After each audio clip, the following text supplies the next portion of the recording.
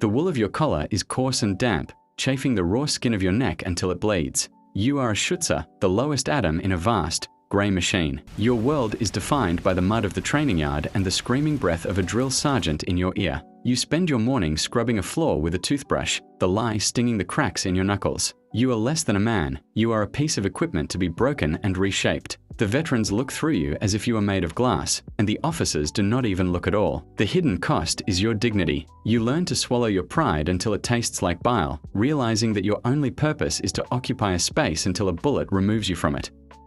Your boots feel like lead weights, pulling at your hip joints with every rhythmic step. You have become an Oberschütz. The initial shock of the barracks has faded into a dull, grey exhaustion. You spend your afternoon standing guard at a supply depot, staring at a frozen horizon until your eyes play tricks on you. You are no longer screamed at, but you are controlled by a schedule that dictates when you breathe, eat, and sleep. The newer recruits watch you with a flickering hope, looking for a sign of survival, but you offer them nothing. The cost is your mind. The boredom is so thick it feels like a physical shroud, and you begin to forget the sound of your mother's voice, replaced by the metallic clatter of mess tins. A sharp, biting cold seeps through your gloves as you grip the steering wheel of a staff car. As a Gefreiter, you are the errand runner of the front. You spend your day driving through charred villages, the smell of wood smoke and old iron clinging to your coat. You see the faces of the locals, frozen in a mask of silent, vibrating hatred. You are ignored by the high-ranking passengers in the backseat who talk over you as if you were a ghost. They discuss maps and numbers while you navigate craters. The cost is your innocence. You see things in the ditches that you cannot unsee, and you realize that your survival depends entirely on your ability to stop feeling anything at all. The weight of the silver braid on your shoulder feels like a yoke. You are an Unterfischer. You are the bridge between the men and the gods, and both sides resent you for it. Your daily moment is one of quiet tension in a cramped dugout, checking the ammunition counts while the earth shakes from distant artillery. The men you used to joke with now go quiet when you enter the room. They respect your rank, but they fear your proximity to authority. You are the one who has to choose who goes on the night patrol. The cost is your sleep. You lie awake counting the faces of the men you sent out who didn't come back, wondering if the next list will include your own name.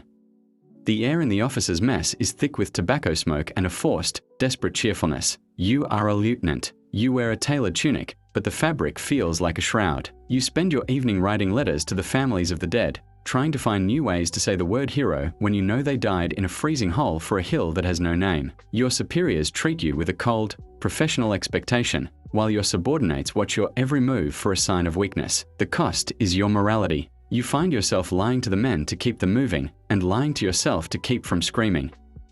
The dampness of the bunker wall chills your spine even through the thick wool of your tunic. You are a Hauptmann. Your daily life is no longer about the rifle, but about the telephone. You spend your afternoon shouting into a crackling receiver, begging for reinforcements that you know do not exist. Your subordinates treat you with a stiff, terrifying obedience, standing at attention until you dismiss them, but you can see the hollow hunger in their eyes. You are respected, yet you are utterly controlled by orders from a headquarters miles away that doesn't understand the mud in your boots. The cost is your honesty. You look into the eyes of 19-year-olds and tell them victory is near, watching the light die in their faces as they realize you are lying.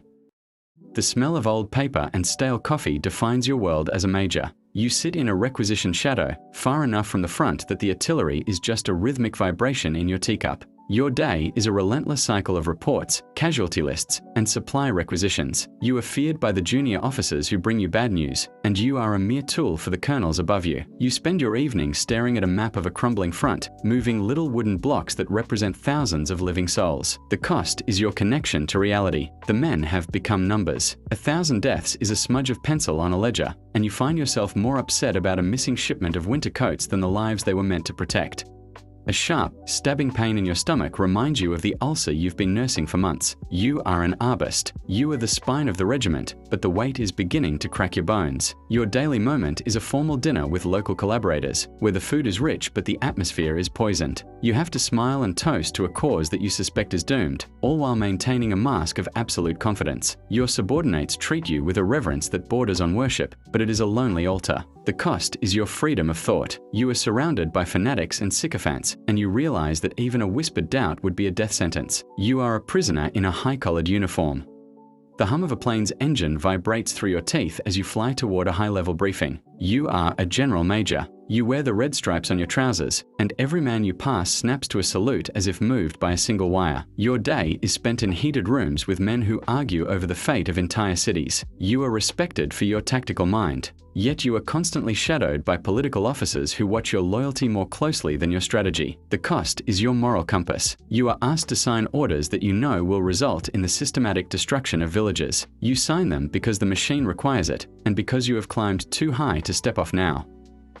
The silence of a mountain retreat is broken only by the crackle of a fireplace. You are a general feldmarshal. You hold a baton that symbolizes the ultimate power of the field, yet your hands shake when you reach for your glasses. Your daily routine is a waiting game. You wait for the telephone to ring, for a courier to arrive, or for the inevitable call to a headquarters where the atmosphere is thick with madness and paranoia. You are a legend to the public, a god to the soldiers, but a servant to a high command that is losing its grip on the world. The cost is your humanity. You see the end coming in the casualty reports, but you continue to move the pins on the map, sending boys to die for a ghost of an empire.